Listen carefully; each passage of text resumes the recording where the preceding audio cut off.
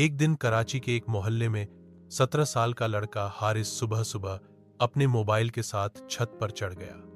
उसके हाथ में एक सेल्फी स्टिक थी और चेहरे पर अजीब सा जोश। हारिस का सपना था कि वह एक दिन मशहूर हो, उसके लाखों फॉलोअर्स हों और लोग उसे पहचाने। लेकिन वह पढ़ाई में कमजोर और असल जिंदगी में शर्मीला था। सोशल मीडिया ने उसे ऐसा मंच दिया जहां वह खुद को बड़ा साबित कर सकता था। उस दिन उसने ऐलान किया, आज मैं छत के किनारे खड़े होकर जंप लगाऊंगा, सिर्फ एक वीडियो के लिए। उसके दोस्तों ने मना किया, पागल हो गया है क्या, सिर्फ ट्रेंडिंग में आने के लिए अपनी जान खतरे में डाल रहा है। लेकिन हारिस ने किसी की नहीं सुनी। बोला, बस एक वीडियो वायरल हो जाए, फिर तो मेरा काम बन गया। अगर आपको यह कहानी दिल को छू रही है या सोचने पर मजबूर कर रही है तो लाइक करें, सब्सक्राइब करें और अब्दुल्ला एआई स्टूडियो को फॉलो करना ना भूलें। यहां मिलती हैं रोजमर्रा की जिंदगी से जुड़ी सच्ची और सीख देने वाली कहानियां हर दिन। अब हुआ यूं कि हारिस ने वीडियो रिकॉर्ड की। उसने जंप लगाया, लेकिन नीचे कोई सेफ्टी का इंतजाम नहीं था।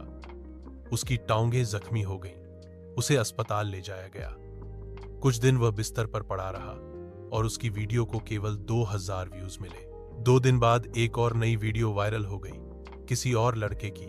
हारिस सोचने लगा, मैं अपनी हड्डी तुड़वा बैठा और लोग सिर्फ 2 दिन में भूल गए। उसके पिता आए और बोले, बेटा, वायरल होना असली कामयाबी नहीं है। असली कामयाबी तब है जब तुम बिना किसी नुकसान के दूसरों को फायदा पहुंचा सको। हारिस ने अस्पताल के बिस्तर पर बैठकर एक नई वीडियो बनाई। दोस्तों, मैं वो लड़का हूं जो सिर्फ मशहूर होने के लिए अपनी जान खतरे में डाल बैठा। लेकिन अब समझ आया कि जो चीजें सिर्फ कुछ पलों की हों, उन पर जिंदगी दांव पर नहीं लगानी चाहिए। उस वीडियो ने लाखों दिल जीत लिए।